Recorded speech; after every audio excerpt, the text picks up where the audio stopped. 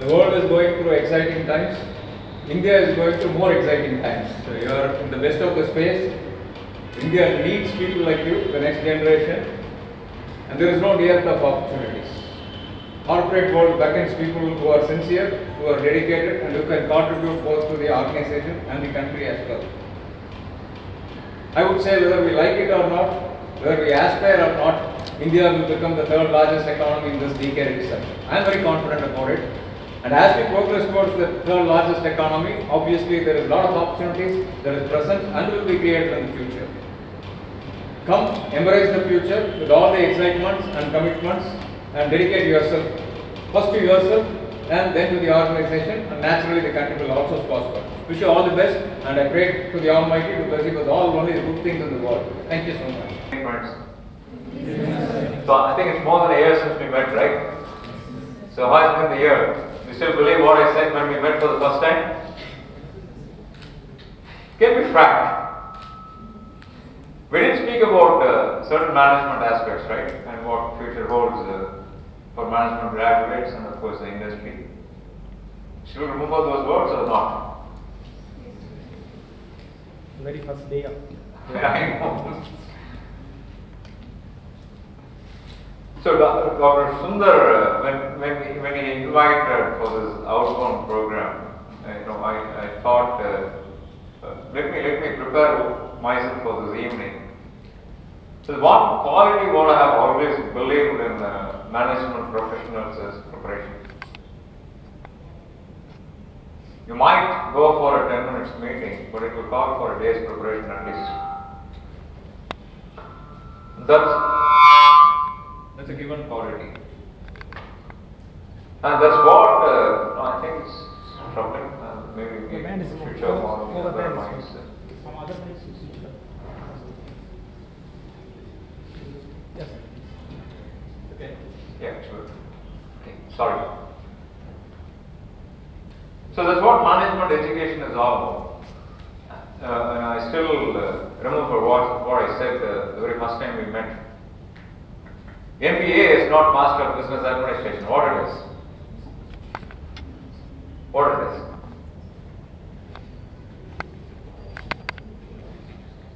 MBA, you get a degree as Master of Business Administration. It is not Master, it is Management by Application. MBA stands for Management by Application. Every course, right from the core courses what you go through. So already finished your first year. Have you come across any course that's not going to be of value to you? First as a person, then as a professional.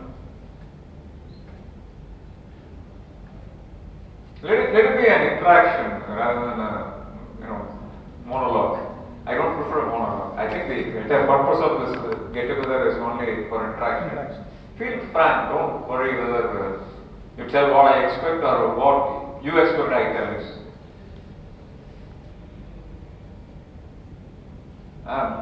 Dr. Sundar and your other faculty, sorry, very vast names. Lakshmikant. Mr. Lakshmikant will not mind what you talk.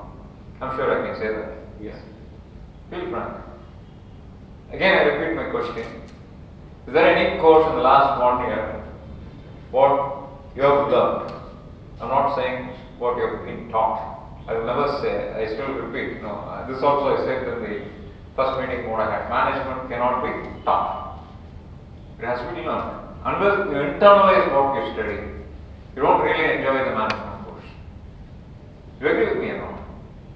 Unless you internalize what you study, you don't really enjoy management. Now, why do I say so? Forget about being a good professional. Forget about having a career for yourself as a management graduate. But more importantly, management course, given the dimensions what it exposes to you, will make you a very good human being. Yes or no?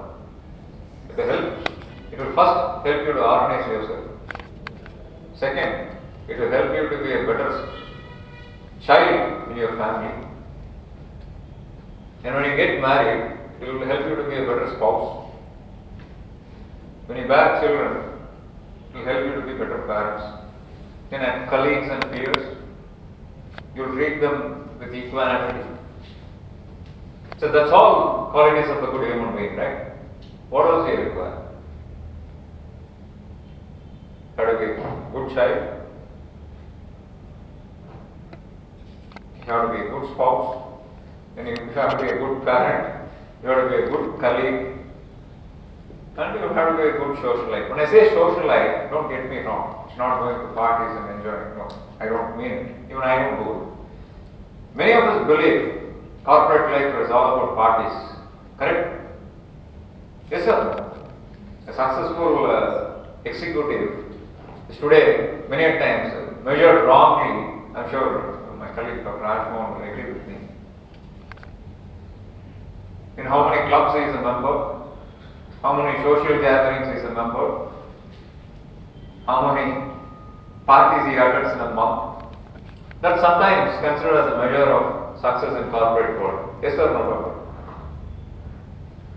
But it's a very, very wrong measure. Very, very wrong measure. A successful corporate professional is first and foremost a successful human being. Now, how do you define the success of a human? Is it because of the wealth he possesses, or is it because of the salary he draws? How do you define the success of a human?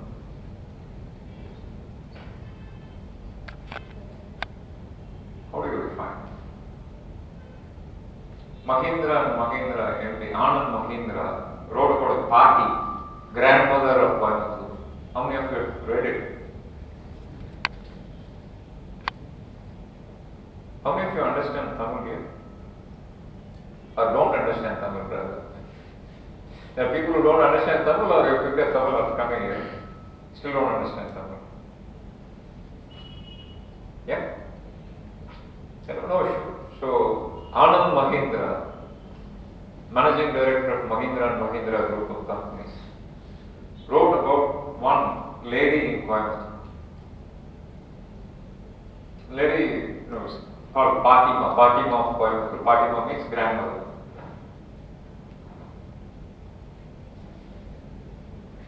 You know what she does? She makes meals, and best meals at the lowest cost, and takes care of people who live in the bottom of the pyramid in the demographic dividend.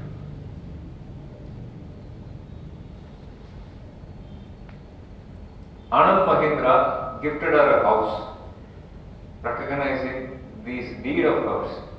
She is not doing it for money's sake. Of course, it's a means of living for her, there is no doubt about it. But more than that, what she does to the society, what she does to the needy, is something which is laudable. She may not be rich in terms of measurements what we have, like the so-called Annapurnas or the Haribhavanams, whose primary motive is to make money. Of course, they also serve food. They also serve food. So the primary motive is to make money. Is richness, is money alone the measure of successful human?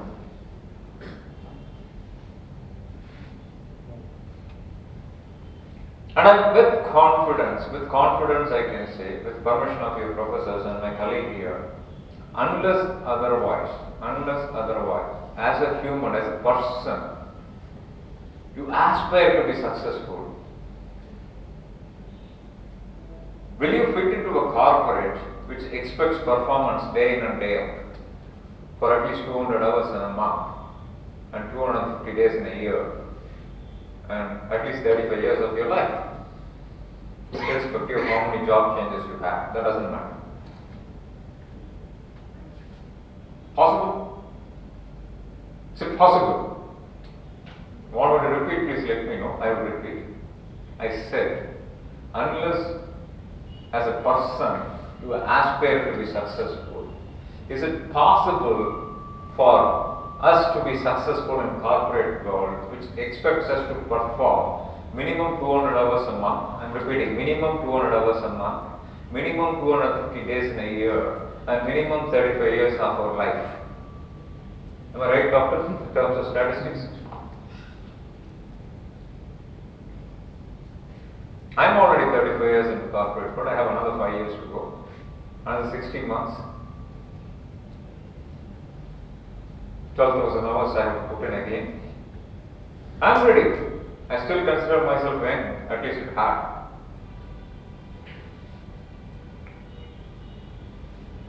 And I have never lost on my sight on my fitness. Dr. Raja knows. Despite the odd hours which we are supposed to spend. And I have never lost my sight on my fitness. I am dedicated. First I am dedicated to myself, then I am dedicated to my fitness.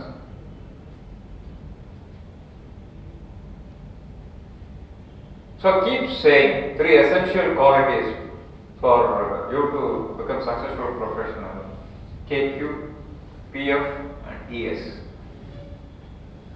Knowledge quotients, physical fitness and emotional stability. Intelligence quotient unfortunately has taken a backseat today. You don't need very intelligent people to perform a task, correct? If you look at an organization, you need thinkers, you need planners, you need executioners. All 3 are required. Then you will need supporters also. You understand? You need thinkers, you need planners, you need executioners, and you need supporters. Where do you think the major chunk will be? Who is, out of this 4 category, who is really adding value? Out of this 4 category, who is really adding value? Thinkers, planners, executioners, and then supporters. Who is really adding value in this 4 category? Not the intelligent people who think, not the moderately intelligent people who plan. It's the people who execute and who support. The value addition happens with hands. The rest all is only a facilitation function. The rest all is a facilitation function. As management graduates, where do you start actually? Where do you start? In companies like ITC, Murugappa Group, Saint Gobain, and many times companies like us, where we categorize ourselves as MSMEs. We expect, at least for the first 5 years, for you to work with your hands more than your mind in the chosen field which you would like to have career in. An accountant should know ledger posting. That's where you start as a finance executive. Unless you understand a P&L statement and a balance sheet, can you become a good finance executive? Can you become a good finance executive? Now, how does that experience come? Is it coming only looking at papers and balance sheet? It comes only when really do the work of posting. I had the blessing during Cavalier GKD's period, who was considered to be the father of industrialization in Coimbatore, founder chairman of Lakshmi Mission Works, which is one of the most successful organizations in Coimbatore. I had the privilege to undergo training when he was still alive. And when I went in, I was first given the task of filing. Engineers, how many engineers I got? One? Only one. Well, so you manage everybody. It's an enviable task. You have a lot of opportunities like that. So I was given the task of filing. Filing means you should work with a hand and you do. There's no machinery. You will be only given a sheet of metal, then you will be given a shape like this. You have to 100% mark, cut, and then do hand work and fit, for example, that circle and what goes inside. Then if I successfully complete that, I will be given an opportunity to work in a machinery. Those days there were no computerized machines, it was all conventional machines. The best of the machines were automats. So I have to start with conventional machine, then move to automats. That's the progression of training. So it will take, if you are good, you can complete the training in 6 months. If you are average, it will take 9 months. If you are not committed, I am not saying you below average, if you are not committed, it might take even years. But unless you prove yourself in the such structured training program, you are not given responsibility what you are chosen for. Whether you are a MTech, PhD or management graduate, nobody bothers.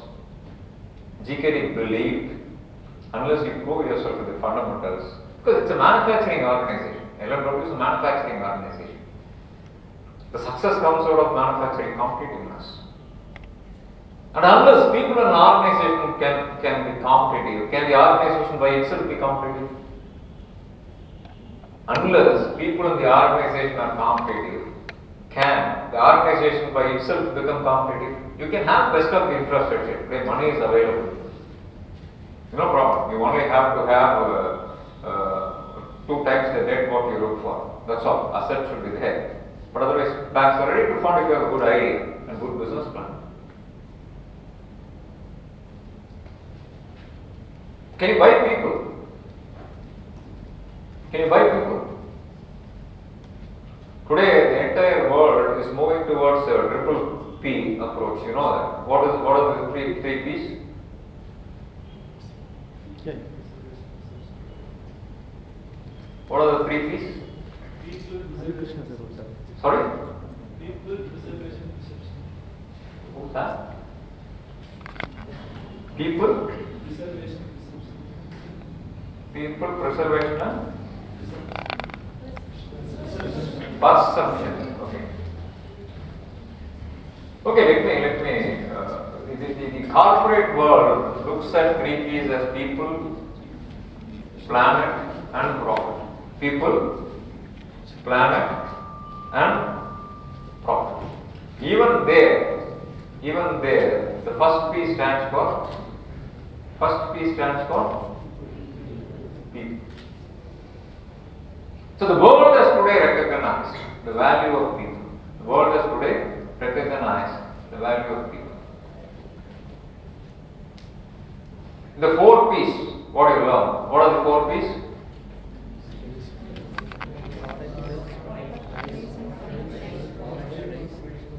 Product, price, promotion and place. It should come in that sequence. That's very important. Even if you are woken up in the middle of the night, the sequence is very, very important. Product, price, place, promotion and place. The sequence is very, very important. In terms of geopolitics, the world is very divided. African countries, you have a lot of internal issues. Europe is facing the crisis of Russian and Ukrainian war. Iran is going through a rough patch. Iraq is already in trouble. Our neighbors, Sri Lanka, Afghanistan, Bangladesh, Pakistan, Maldives, everybody is in trouble. Looking for other countries to help. The geopolitical situation is very challenging. We only have to learn with this kind of situation. In terms of geoeconomics, what we thought the world will be unipolar. You know the difference between multipolar and unipolar? The world will have unified thinking in terms of geoeconomics. So everybody will be committed to the goodness of human race. That remains a desire. Though all of us talk about the 3P approach. Not even 0.5% of the corporates in the world have embraced this 3P approach. Not even 0.5% of the corporates in the world. My own estimate will take another couple of decades for people to recognize the significance of the 3Ps. Forget about adoption and then practicing it. So in a country like India, where 70% of the GDP and economy depends on MSMEs. Can you imagine the rate of adoption of these 3P approaches?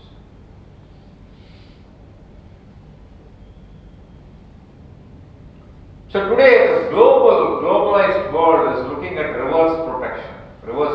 There were times when developing countries were looking at protection for themselves from the dominance of developed economies. But today what's happening? US wants to protect itself. Europe wants to protect itself. China wants to protect itself. Today nobody talks about WTO. How long since we heard about WTO?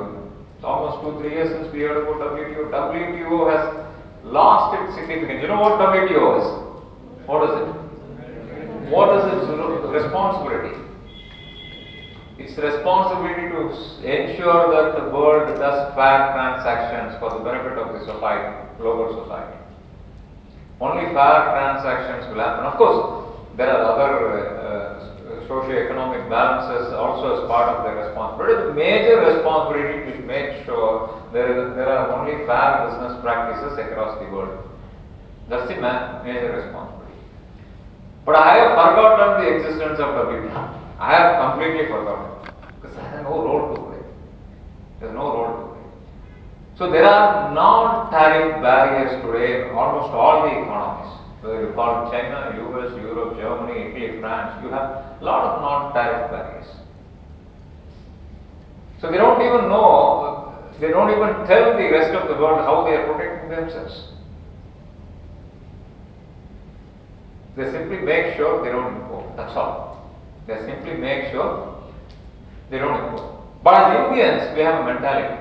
We have a mentality. When two products are offered at the same price, one from Japan and one made in India, same quality, no difference. So which one we would buy? Which one we would buy? There is a product from Japan. There is a product made in India with equal quality, same price, same features. So which one would you buy? Generally Japanese. So imagine, as Indians, we don't believe in Indian products and we want to supply to the rest of the world. Possible? Is it not hypocrisy? Possible? As Indians, we want to make things to the rest of the world, but we don't believe in our own products. You agree with me? Reasons may be a number, friends. I am not bothered about the reasons. I am really not bothered about the reasons. Today, the challenge faced by the country is the foreign exchange. Net foreign exchange, what we have, is a major challenge faced by the country. That is why our finance minister put it in a very nice way. Rupee is not weakening, its dollar is strengthening. Rupee is not weakening, what difference will it make? And you and I are responsible for that. Because we like foreign particles, foreign articles, foreign products and services, perfumes, watches, what not. We like simply anything that is foreign. We are all very happy somebody brings foreign material from Dubai, US, wherever they are. And believe me, we want to make products for the rest of the world. Is it not hypocrisy? You know what the meaning of hypocrisy is? You think something and do something opposite exactly to what you are thinking. This is the reality. Don't worry. If you are like that, you are not different. All of us are like that. All of us are like that. So, as citizens of the country, we fail to set our priorities. As citizens of this country, we fail to set the priorities for ourselves, which in turn has affected the country. So, I normally classify Indian economy only into two eras: pre-Manmohan era and post-Manmohan era. You could all have been kids those days, 90s, early 90s or mid 90s, what we call it. Country was in really bad shape. And then the finance minister Manmohan Singh and then the good commerce minister Mr. P. Chidambaram, not today's Mr. P. Chidambaram, those days Mr. P. Chidambaram. They together turned around the fortunes of the country. Otherwise, we could have gone Sri Lanka's way today, what Sri Lanka is going through. Sri Lanka is not a bad country. Sri Lanka is not a bad country. Sri Lanka is one of the finest countries in the world, where the GDP was much higher than that of India. Per capita income was much higher than that of India. Today, look where it is. And who is responsible for it? Is the country by itself responsible, or it's because for the people who manage the country. Who is responsible for it? Can you close the door, please?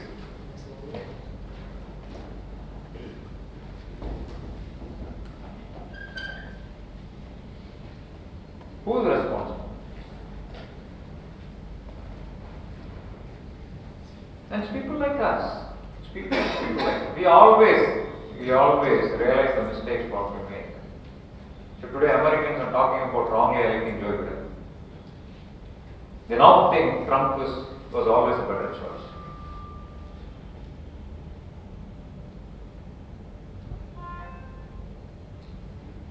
But once we make a wrong choice, it takes 5 years for us to correct it.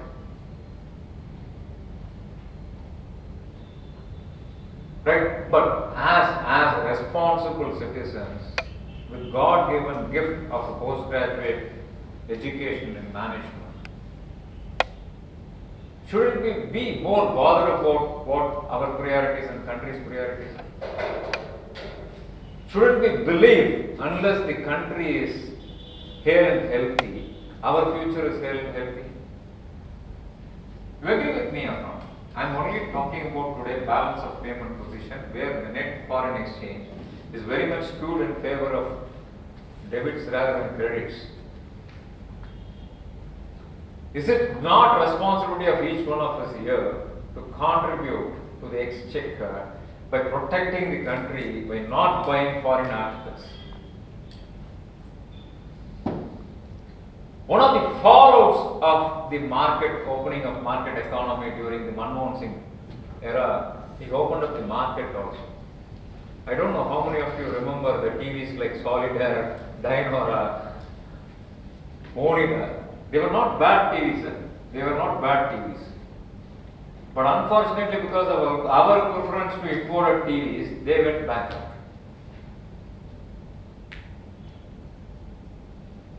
Understand? Similar fate. Today, automotive industry is going. I will not be surprised 10 years down the line. Bajaj doesn't exist. Honda doesn't exist. Maruti is anyway become today owned by Suzuki and indirectly owned by Toyota also. Not because the products were bad. Our choices and preferences got shifted.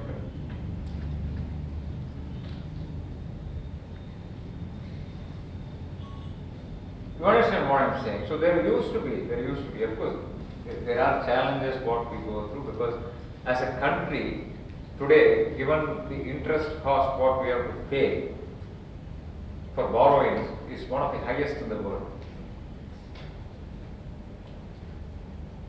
And given the global economic scenario today, it appears to be a right decision to check the inflation. The biggest challenge for US, Europe, especially countries like Germany, UK, they are not used to the kind of inflation levels what they are seeing now. 7%, 8%, but in India, we have accepted and adjusted to live with this kind of inflation. Am I right, doctor? We are always used to 7% plus inflation. We are always used to 8% interest rate. Today, I had a session for all India management schools in the afternoon, and I was given the opportunity to address at least 120 professors across the country.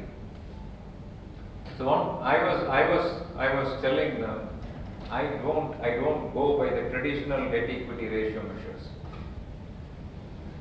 I don't suggest entrepreneurs to look at the very traditional way how the banks measure the debt or credit worthiness of an industry by equating to the asset, by equating to the stock what they have, and of course what they call as inventory turnover cycle. For me, if debt is more than 1% of the sales, you're gone.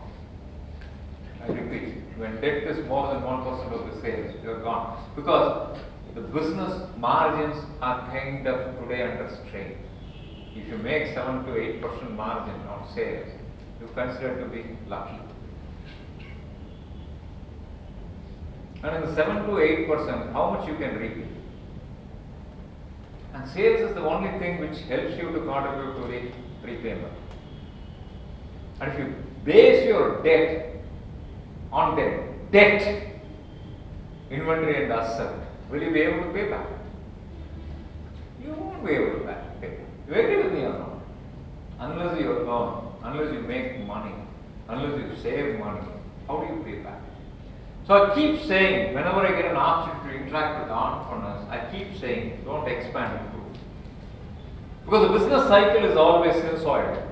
We only have to hope the sinusoidal is like this and not like this, flat. If it is flat, we are all gone. We are all gone. Fortunately, in the last 10 years, sinusoidal waveform is always on a trajectory, increasing trajectory. So we escape. That could be because of inflation. That could be because of market growth. Whatever may be the reasons. That could be because of affluence or affordability or purchasing power. What do we call it as? What do we call it as? But sinusoidal, it has a growth trajectory. The normal mistake was, as both as professionals and entrepreneurs, what we do is to try to invest when it is peaking. That's a problem. A good businessman always invests when it is in the trough, so that we'll be prepared for the rest. Whether it is easy for us to recognize the peaks and troughs, no, it is a big challenge. That is why data mining is becoming today a big business. Today, data mining is becoming a big business. I don't know whether I mentioned it in the first meeting when we had. We are, as professionals and as the organizations, moved away from a reactive strategy to proactive strategy. But the best of the organizations have moved already to predictive strategies. And these predictions are done based on data minings. Today, if you go buy something in the Amazon, what happens? What happens? 2-3 times you buy something, you are profiled. 2-3 times you buy something, you are profiled. Am I right or wrong? You are the new generation. I am a big fan of e-commerce, friends. I am a very conservative person. Believe me, I am a very conservative person. But nevertheless, I am a big fan of e-commerce. For the socio-economic benefits what it brings, then ecological balance what it helps us to achieve. You don't travel, you don't spend fuel, you don't spend your time. Am I right or wrong? You don't spend your time. So the entire experience of shopping has today moved away from being compulsive shopping to convenient shopping to today pleasure shopping. That is why you see a lot of malls coming up. Malls, you go to malls just to buy products or what? You go to malls to buy products, you go with family, enjoy your time, you also purchase. You agree with me or not? You also purchase. There are eateries, there are theaters in malls. So the experience has today been drafted away from being compulsive purchases where you bought on need basis to convenient shopping. At your time, when you found time, you went to the shops and bought, the kirana shops what we call as, to pleasure shopping. You go to shops not for buying but to enjoy the shopping experience. Yes or no? To enjoy the shopping experience. But if you really want to buy something, there are other options. E-commerce is the best option. And please use it. Please use it. Each one of you should use it. That helps you to save time, save fuel, save energy. You agree with me or not? And of course save money also. So I keep giving these examples always. Two things which we are familiar with is the garment industry and the automotive industry. The automotive industry today is stock at dealer point. In a country like India, this country can survive without making a single product for the next 1 year. That is the kind of stock which is available in the dealer point. Now you tell me, are we paying for what we are buying or are we paying for what is held in the stock? What are we paying for? Not more than 30% of what we pay for really goes to the product what we buy. The remaining 70% is for what not is sold. Similarly, the Indian textile industry, this is all, I am not telling without statistics, this is all proven statistics. Proven statistics. Indian garment industry, for the kind of stock what they have in the retail showrooms, this country can survive without making even 1 meter of cloth for the next 15 years for its projected rate of population growth. Next 15 years without making a single meter of cloth. Can you imagine? That's the kind of stock that is being today available in the retail showrooms. 15 years stock. And that is what we are paying for. So we go to the shop, they have only what you want. Do you buy? When you are not given choices, do you buy? Ramraj Cotton started as only making white clothes, makers of white clothes, and they were known for it. Unfortunately, last 5 years before, they realized that they can't survive only by selling white clothes. Today, I will not be surprised if they are not making money. In fact, it was openly declared during the pandemic period. Many of the showrooms what we had, they were losing money.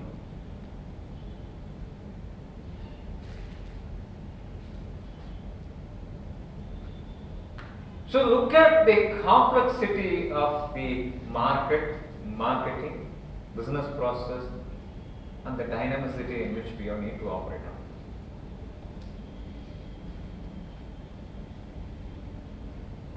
Again, I repeat what I said. Today, in terms of geoeconomics, the world is becoming multipolar. But in terms of products and services, we are kind of becoming unipolar. Because many of the families, we have people living abroad. Right? You tend to compare what they have whenever they come in or whenever you go meet with them and try to see what you are deprived of. So today the market makers are trying to leverage that. So they grow your aspirations and try to offer products and services by creating the aspirations or enhancing the aspirations. So become victims of your own decisions. Be beware of it. It's like an addiction using your cell phones. It's an addiction. Once you go on the WhatsApp, once you go onto an internet, or WeChat, or Instagram, you don't know when to come out of it, right? You don't even know. You don't even measure the time how much it consumes. It's used for positive aspects also. I don't deny it. But I'm only suggesting, please be beware of this. Please be beware. Don't become victims of your own habits. It's used as a promotional goal. They're all excuses which we give ourselves for.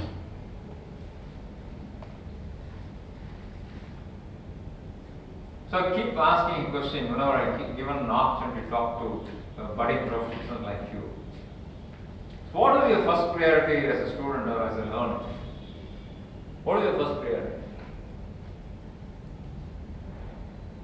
What is your first priority as a student?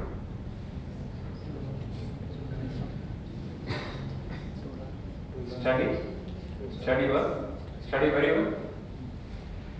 These are the priorities, nothing more than that. Please don't have any other priorities. Study well, study very well. That's all. Now, why do I say so? As corporates, when we go for recruitment, you can check with Dr. Raj Mohan when you have dinner what I am saying is right or wrong as a chief people officer. What do we look for? First selection is always based on the grades. So we believe, that's not always true of course, but majority of the times it is true. We believe a student whose grades are good, he is a committed student.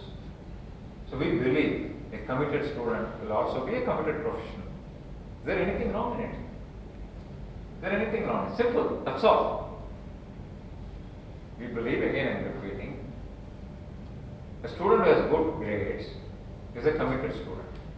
A committed student will definitely be a committed employee. There are exceptions always. Not all IITs are successful. Not all IIMs are successful. There are always exceptions.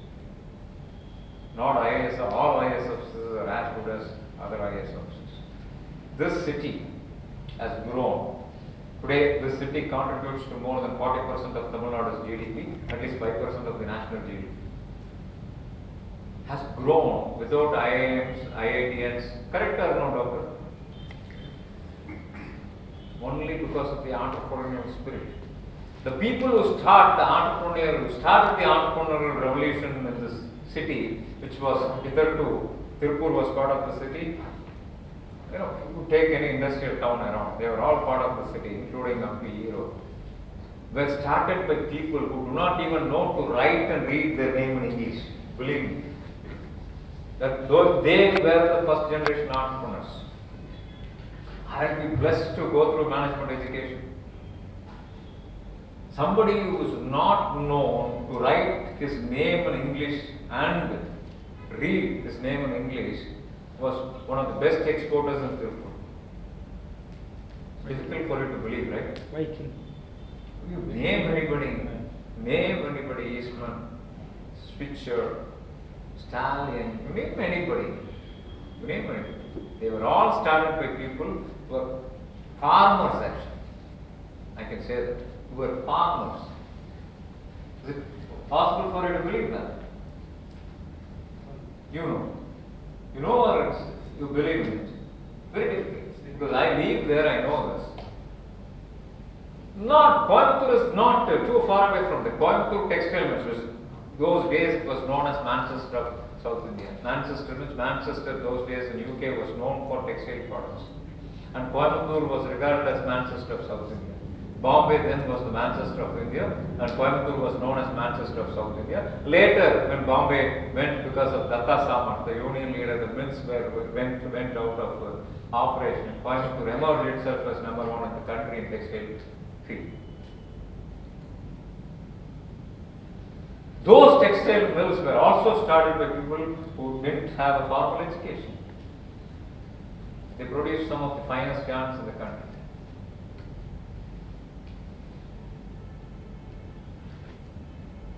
So imagine what is the responsibility bestowed on us as postgraduates in management. Will not the expectation of the country be very different from what it used to be those days?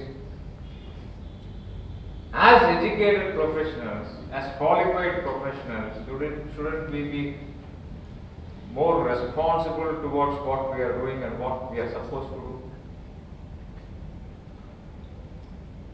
Friends, when I said KQ, PF and ES, your learning gives you a knowledge quotient. And that is the fundamental of being a professional. Don't compromise on acquisition of knowledge. What you study probably is to meet what the formal syllabi requirement is. Academic requirement of any university prescribed. That's the minimum requirement. I told even in the afternoon to my colleagues, the first time I was given an option to touch a computer was after I became a unit head. That's the time we were given such a big computer and sitting on your desk. Today kids are born with cell phones which as good as a computer. Agree with me or no? So you have, why do I quote this example? Today, at the click of the button, if you search for the right knowledge, you get. Don't lose your inquisitiveness. As I said, I am a big fan of e-commerce. I am also a big fan of Japanese philosophies, the 5 why techniques. And if you use the 5 why techniques, they believe a question can be answered properly only when you ask 5 times why. A problem can be resolved only when you ask 5 times why. Interpersonal problems, you start asking yourself why the problems, what is the root cause analysis it's called. Will there be a problem at all?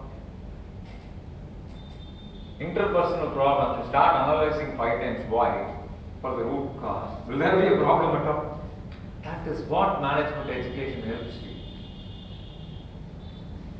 The perspective of management education is for you to understand the root cause of anything that happens or that they have not happened. Both are important. That has happened or not happened, both are important. Everything has a cause and effect relationship. Yes or no? Something happens, there is a cause and there is an effect. Something does not happen, there is a cause, there is an effect. Yes or no? So when we all study, the smart are the people, they know there is definitely a choice. When there are 5 chapters to be read, there will be always 5 questions and 2 questions can be left out of choice. 3 chapters they will be very thorough. But people like us who are behind knowledge, they were behind marks. But people like us who are behind knowledge, we will be definitely prepared for all the 5 questions. Which one is better? Which one is better? Studying for the choices or studying for knowledge? That is what you all should be. Forget about the marks you get. Forget about what is your ability to deliver in the examinations. Please acquire knowledge. That's fundamental for you to be successful. Don't compromise on that. Next is physical fitness. Again, it's a God-given gift for us. Is it not our responsibility to take care of ourselves? Who else can take care of us but for us? Whether it's parents or siblings or whoever call it as grandmother, grandparents, uncles, aunts. Can they take care of us? We can't take care of ourselves. Can they take care of us? We can't take care of us. They can provide you food, they can provide you shelter, they can provide you best of the facilities. But then physical fitness, whose responsibility is it? Our responsibility. Very much our responsibility. Your knowledge, if not combined with right physical fitness, the 3rd years, you will not have the emotional stability. Yes or no, doctor? Today, anybody who is a manager above 40 years, 70% of the corporate world, the people are hypertensive and diabetic. 70%. 70%. That is why today the lifestyle industry is so growing fast. Fitness industry, highest growth rate. Because people have realized today fitness is very, very important for them to be successful professionals. You understand the emotional stress, yes, also emotional stability also has emotional stress. You feel stressed because you are not physically fit, not because you are not having knowledge, not because you are not having experience, not because you don't have expertise, not because you are afraid of making decisions. No, because you are not physically fit. You feel emotionally stressed because you are not physically fit. You agree with me or not? And what happens to your knowledge without physical fitness when you don't have the emotional stability? What happens to your knowledge? It becomes helpless. Despite the best of the grades, what we have, despite the best of the spread of knowledge, what we have, you become helpless. So friends, don't compromise on your physical fitness. This is the right age for you to have. Develop a routine. Simple routines. Please develop a routine, including food habits. Again, thanks to God's creation, our genes are not same. 2 individuals have different genes.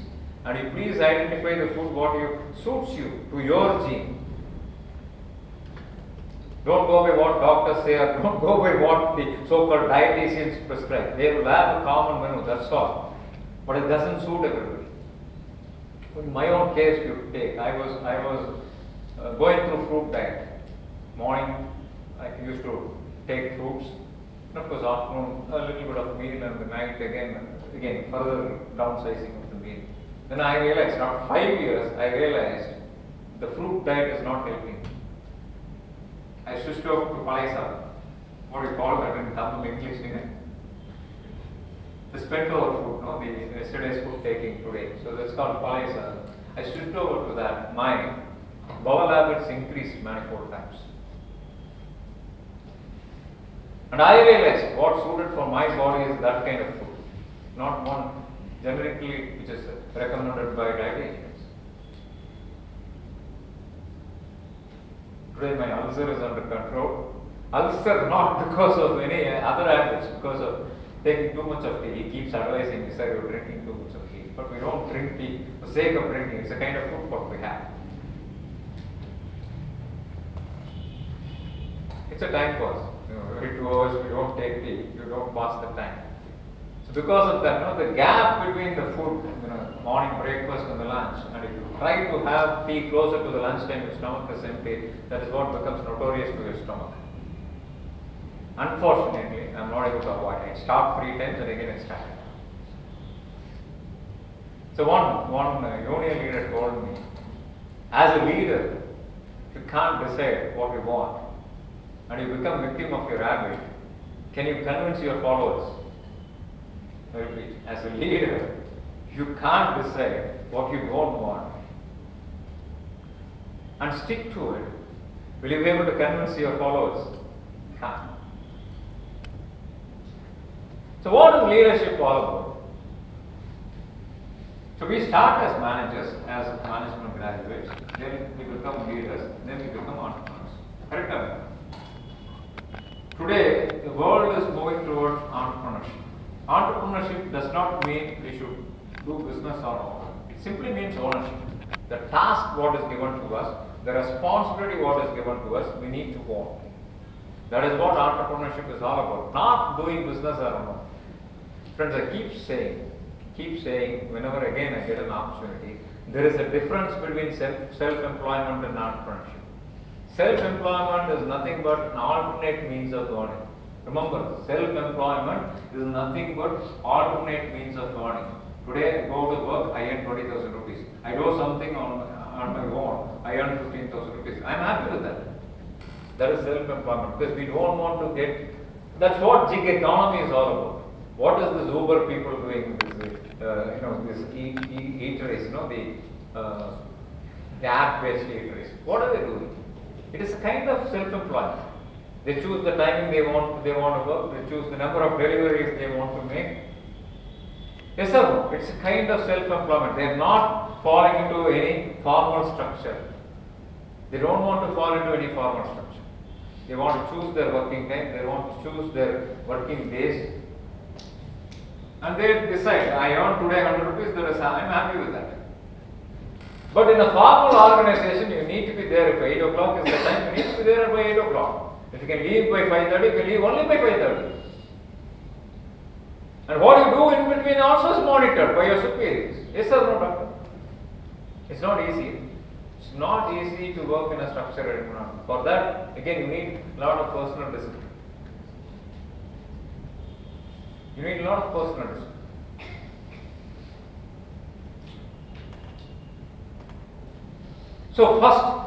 So you make this differentiation. Self-employment and entrepreneurship. I'll let you know, I'll tell you why the difference and where the difference is. So first, as managers, what are we supposed to do as professionals?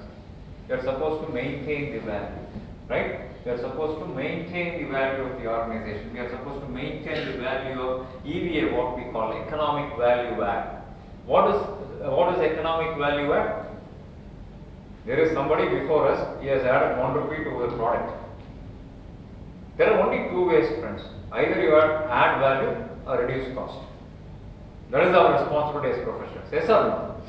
We have only two options. Either to add value or reduce cost. That is all. That is all the industry recognizes. Nothing more than that. Nothing more than that. Add value, customer should be willing to pay for the additional value you have added. Otherwise, don't add value. The market does not recognize the value addition. Don't add the value. It's of no use unless it has commercial significance. So I also said, Dr. Sundar knows, innovation for the sake of innovation is not good unless it has the commercial value proposition. Unless it has the commercial value proposition. The world has moved away from unique selling proposition to unique value proposition. Today people are looking at emotional value proposition, engagement value proposition. It's no more USP what you learn in books, or not UVP what you try to understand in terms of benefit to cost ratio. It is engagement value proposition, emotional value proposition. What I buy, what it brings to me. The Maslow's hierarchy of needs theory, which is a very, very strong tool. I'm sure you would have read it. Please do not forget, again I am repeating, even if you are woken up in the middle of the night, you should know what Maslow's hierarchy of needs theory is. Please do not forget it. The basic needs to esteem needs.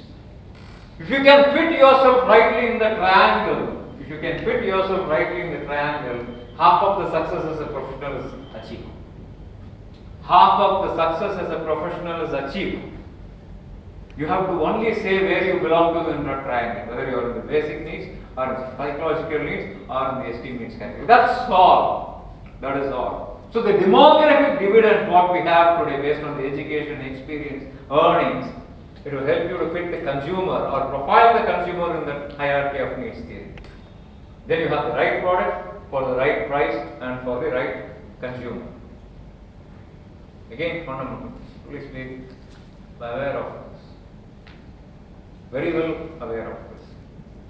Again, I repeat what I said at the beginning. Whatever you learn, please do not discount it. It will definitely helpful both as a human, then as a professional. Never discount the importance of theory or knowledge. Never discount. So as managers, we are supposed to manage well. As leaders, what are we supposed to do? As leaders, what are we supposed to do? You are supposed to add value. Maintaining one, ensuring that it doesn't go below one is the responsibility of managers. Making one into two is the responsibility of the leaders. And what is the difference between a leader and an entrepreneur? Leader adds value, entrepreneur multiplies value. 1 should become 10, 10 should become 100, 100 should become 1000. Not 1 plus 1 is 2, 2 plus 1 is 3, no. That's the role of leader. So now you understand the difference between self-employment and entrepreneurship. Now why do I say entrepreneurship is not doing business on our own and it's all about owning the responsibility, owning the authority, owning the accountability? Why do I say so? For every 10 entrepreneurs, only one entrepreneur succeeds. This market is, that's all. Market is not growing. Market is not growing. When the population does not grow beyond 1%, can the market grow beyond 1%? When the population is not growing beyond 1%, can the market grow beyond 1%? You can migrate the market.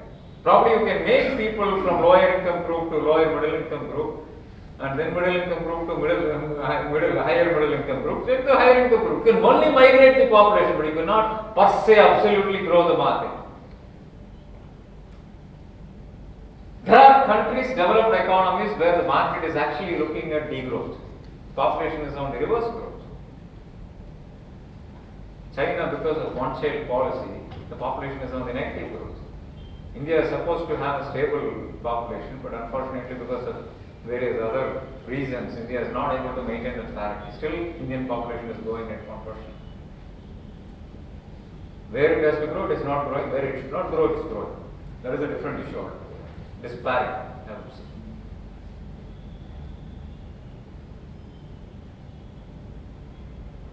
So please be sure to get your priorities right, get your mathematics right, get your, again, fundamentals right. There is nothing wrong in aspiring to be an entrepreneur, nothing wrong at all. In fact, each one of us should aspire to be an entrepreneur. But entrepreneurship is just not about doing business on our own. It's about committing ourselves to the profession what we are in. Get my point? Committing ourselves to the profession what we are in, owning the responsibility for the moment what we are interested in.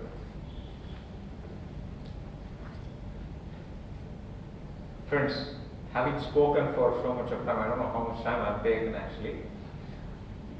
The world is very, very exciting. The management profession is even more exciting. Businesses are even more exciting. VUCA world, what people call as volatile, uncertain. What is VUCA world? Volatile, uncertain, complex and ambiguous world. It's giving a lot of opportunities and freedom for you to experiment and grow. Don't take it on the negative side. It gives a lot of opportunity and freedom for you people to experiment and grow. Why do we want to experiment? Because we want to know whether we succeed or we fail. But please recognize the failures. All the textbooks, all the management education teaches only about successes. Am I right or wrong, doctor? It still remains so. Nobody teaches about failures. Failures have to learn for yourself. Failures can be learned from around us. I wouldn't be surprised if the more number of failures than successes, because only 30% of the business in the world succeed, remaining 70% fail. 30% succeeds only because you have 70% failures. Otherwise, you don't have a business at all. Should not worry, should not be afraid of failures. Only by failing you learn, but only make sure you don't repeat the failure. That is when the society is merciless. Society will accept your one-time failure, but repeated failure society discounts. Becomes very merciless. Yeah? So there are a lot of opportunities for people to grow, a lot of opportunities for management graduate, because we are all looking at self-managed workforce, because the layer between top management and the operating management is kind of going to reduce. That is what differentiates between today developed economies and developing economies. Unfortunately, India is still a victim of vertical structure, which I keep discussing with Dr. Rajammohan. You don't recruit for today, you recruit people for tomorrow, for 5 years down the line, where it should be and what it should be. Correct, doctor? Because you don't take somebody you create a position which doesn't offer growth, you don't attract right talent, right? You don't attract right talent. So when we look at a self-managed workforce, that can, because I keep saying, at a certain level you should become techno-commercial. You cannot be technically qualified, whether you are a finance professional, whether you are an engineering professional or a sales professional. You have to at a certain point of time become a techno-commercial professional. That's very, very critical. That is where your management education helps. I am open to now questions. May end by seeking the blessings of the Almighty to bless you all with wonderful future and great, not only to yourself but your families also, a great time as we go by. Thank you.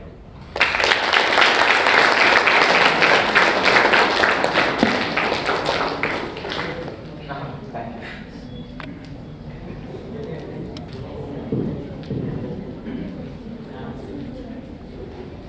Before any questions, this is an enlightening address this evening, the corporate day. I think the objective is fulfilled. That's all. Thank you so much.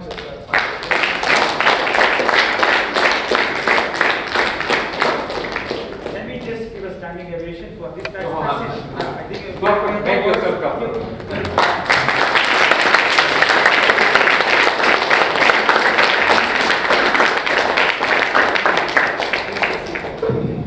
Start distributing these certificates. I think we'll go for discussion at later time, sir.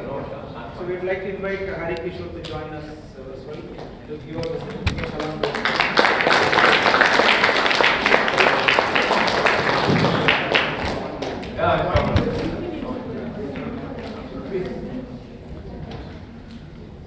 Apeksha, see?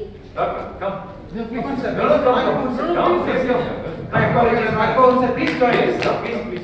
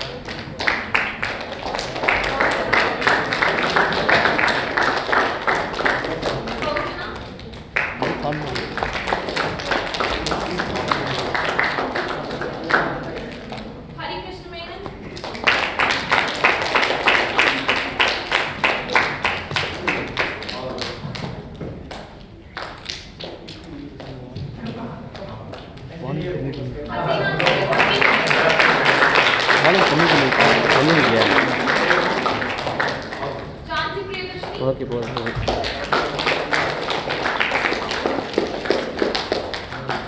Jeevan Sati.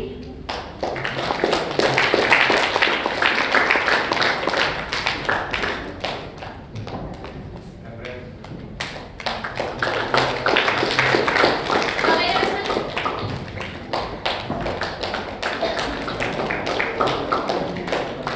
Kamachi Pandi.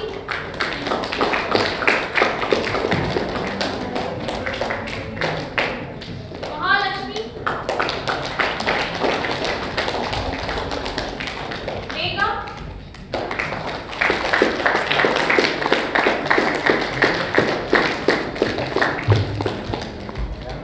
Muhammad Ukai.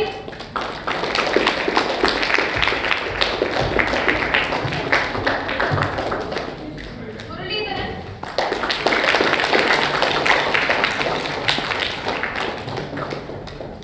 Muthukumar R.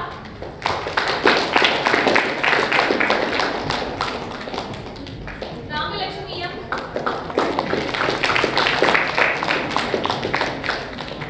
Pandian D.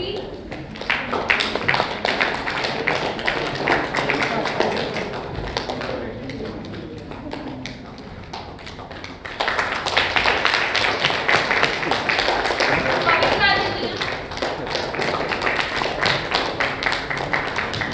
Prasad N.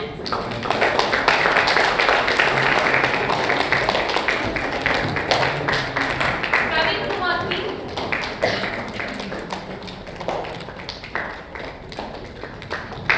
Princy Prakash.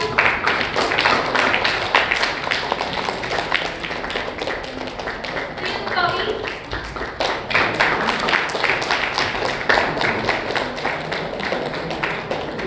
Ravi Prasad S.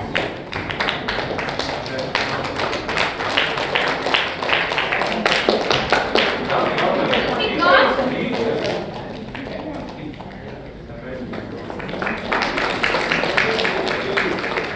Santosh M.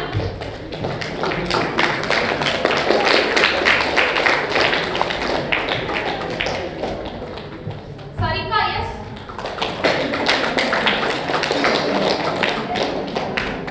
Satish Kumar M.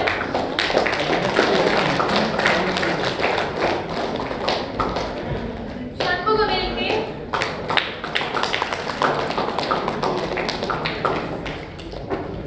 Shivashankar U.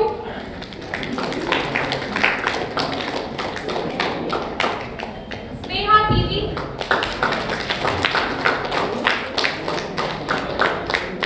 Shruti K.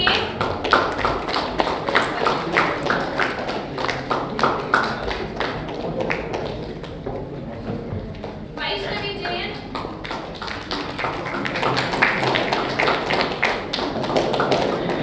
Vandana Diti.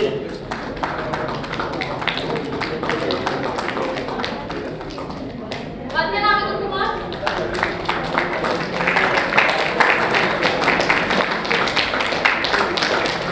Meena E.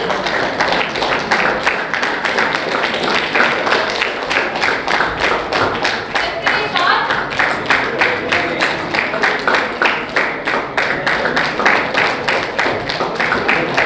Nitesh B.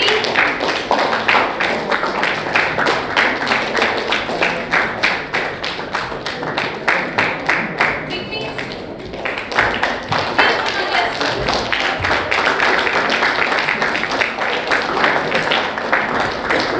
Srimanathan R.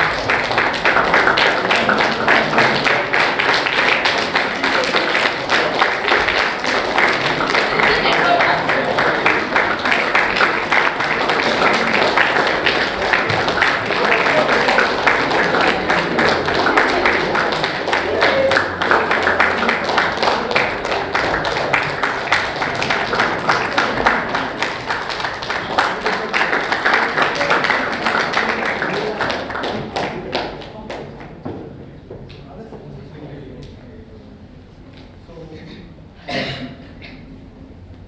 I would request the Director of ASBM, Dr. N. Subramanian sir, to give moment to honor the Chief Guest.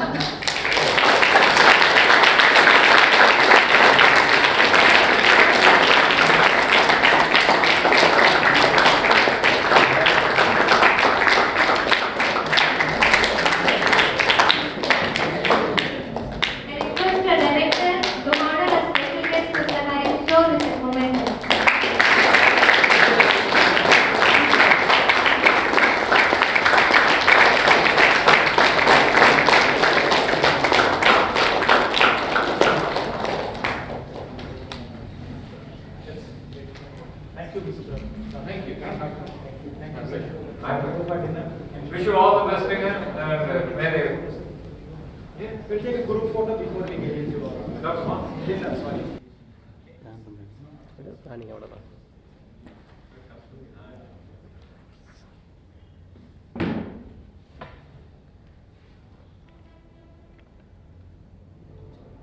Ready?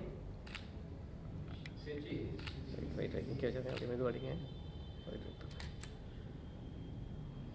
Okay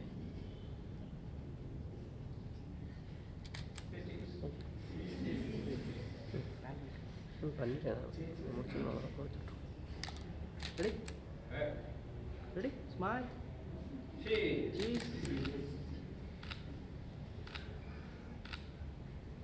Thank you, sir.